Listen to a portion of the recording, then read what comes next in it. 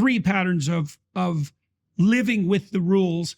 Say when you're 13 to 15 and you're a male. Now, it also applies to females, but less so because they're not as aggressive. But so imagine that you're a 13 to 15-year-old male who never breaks a rule ever.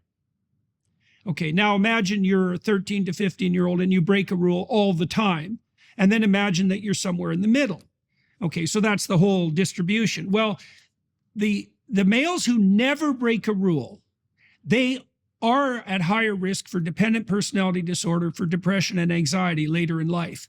Now, the ones on the other end of the spectrum are much more at risk for lifetime criminality, let's say, and substance abuse, violence, and all that. So there's pathology associated with both extremes with regards to rules. Now, the kids in the middle, they are going to experiment. And so now you can imagine that if you're a kid who comes from a good home and you're pretty rule-oriented, there might well be a time between the ages of 13 and 15 or 16, something like that, where it's actually appropriate for you to admire the rule breakers to some degree, because that's one of the things that pops you out of that childhood dependence on your parents, right? But hopefully you would supersede that as you mature, and that is the pattern for most men, right? I mean, criminality drops off like mad around 25, and so does substance abuse, something like that. And that's often when men who are like women like men 4 to 5 years older, and so it makes sense that it's about 25 or so that men start to get their act together.